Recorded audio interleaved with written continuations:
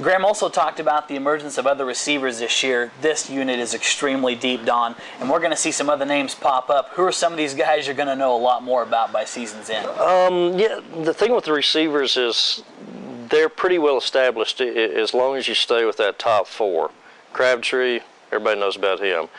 Eric Morris is proven, and Graham Harrell talked about it. He's probably not as well known on the national scene or even with some in the Big 12 region. But bottom line to me is you look at his stats, and here's a guy who scored 9 touchdowns last year, but 7 of them came in Big 12 conference games. He wasn't the guy who fattened up on those early soft teams that Tech tends to play in September. He produced in conference games. You got him. Detron Lewis, I think, is kind of the next big thing in this receiver core. You saw a little bit of him last year. Scored a couple of touchdowns in one of the non-conference games, if I remember correct, and then scored the first touchdown in the Gator Bowl. He's a guy who has really good hands and really good body control. The thing I like about him is he catches the ball and stays in stride. Even if it's a little bit off target, he can go get it and not break stride and continue motoring up the field. I think he'll be solid. And then it's your other split receiver spot, Edward Britton, who has started pretty much all last year. And the thing with him is he got better as the year went on. All 4 of his touchdowns last year came in the second half of the season. I think in my mind, there's some concern with the receivers because there's a lot of young talent on this team, but they're guys that I think that you want to integrate slowly, and you don't want to force them into more than they're ready for. Among the backups, I think maybe the players that I've kind of been, I guess, the most impressed with would be Adam James, who has shown really good hands and played with some toughness. He battled a shoulder injury during the spring and was playing well then. He's carried it into the fall. He's Eric Morris's backup. Then aside from him, you have guys like Tremaine Swindle, who's backing up Detron Lewis, Rashad Hawk, who's backing up Edward Britton. Lyle Leong is a little more experienced than those guys, but he went through a stretch there late in training camp where Mike Leach was not happy with him and actually moved him to the scout team for a day. So he has to come back and kind of prove himself a little bit. These are getting all those players I mentioned, James, Swindle, Hawk, Leong, they're guys who will emerge more, I think, the next, probably next year, 2 years from now. This year, you'll see them play. They'll be in that eight-man receiver rotation, but I think it's important that the starters stay on the field. Right, and the other thing on the offense that, they really didn't expect to be a question mark, but became one after some, incidents that had to be taken care of internally, was the running back slot. Lewis had a great game in the Gator Bowl. He's gone, he's out. Right now, it looks like Shannon Woods kind of has the lead in that race, but we're going to see all 3 of these backs. Yeah, I think so. And in visiting this week with Seth Luttrell, he said to me they're all starters in my mind. And he said whoever actually goes out there first on Saturday night against Eastern Washington, it might just depend on what package we want to run, what kind of plays that we want to run in the first series might actually determine who's the starter on Saturday night.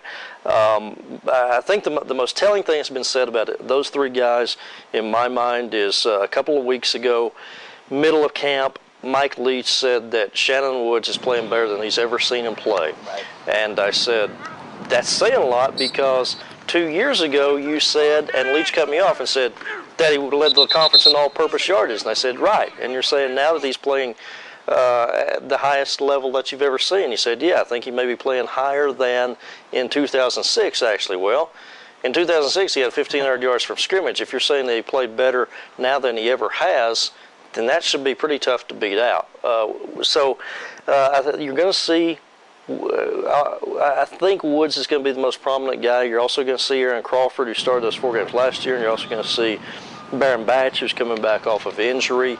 I think the most interesting thing to watch in the first month or first half of the season will simply be, will they continue to integrate all 3 backs, or will it kind of narrow down a little bit? Because 2 years ago they had a similar situation where they had 3 running backs coming into the season, they said that they were going to give them all chances, but then Kobe Lewis wound up with only like 7 rushes, I think, and Baron Batch wound up with like 6 rushes in 6 games, and it was all Shannon Wood's show. So will it be actually all 3 guys getting a whole bunch of opportunities, or will it kind of evolve where one guy kind of steps out?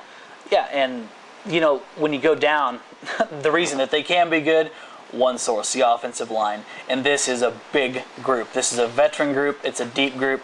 You know, Coach Moore's got a lot to look forward to this year, and you know, earlier this week, Louis Vasquez voted the team captain. Guys, this group is maybe the strong point of Tech's offense if you really look at it. These guys are huge on the offensive line. I mean, I'm not sure. They may be one of the bigger offensive lines in the country, probably most definitely. College or pro. College or pro, there you go. Definitely the Big 12 Conference. I think if all those top guys stay healthy, it's going to be one of the huge strengths of the team. You know, Graham Harrell's not going to have to worry much with those big boys blocking for him up front. Yeah, they had, you know, they give up only 18 sacks last year. They've proven themselves in pass protection. I think the issue for the offensive line, and really the offense in general, it goes not just on the offensive linemen, but also the running backs. Their yards per carry average really dipped last year from where it had been in 05 and 06. And, you know, Tech gets knocked a lot as a team that doesn't run the ball and isn't committed to running and so on and so forth. But in 05 and 06, situationally, they were able to run the ball and be really successful. And particularly in 05, they really loved to run the ball in the red zone with Torian Henderson, and did a great job at it. Last year, though, the production there, and particularly just on, if you look at the average yards per carry, it dropped off to 3.1, and that has to improve, I think, you know, for this team to go the places that it wants to go. Okay, and the one question mark there is the battle for the center position. Where do we stand on that right now? That's one of those that we may not know until late on game week. And it's probably also another situation where I don't know that it really matters who starts, because both of the 2 players in question, Sean Burns, Stephen Hamby, Matt Moore, the offensive line coach, will tell you that they are in his top 6 offensive linemen, and he generally likes to play 8 offensive linemen, and he says both of those 2 guys are in my top 6. So even the one that doesn't start, you're still going to see him on the field a whole lot. And Matt Moore said really through much of camp that it was a good battle, and they were both playing well. Right. And he felt good with whichever one he trotted out there.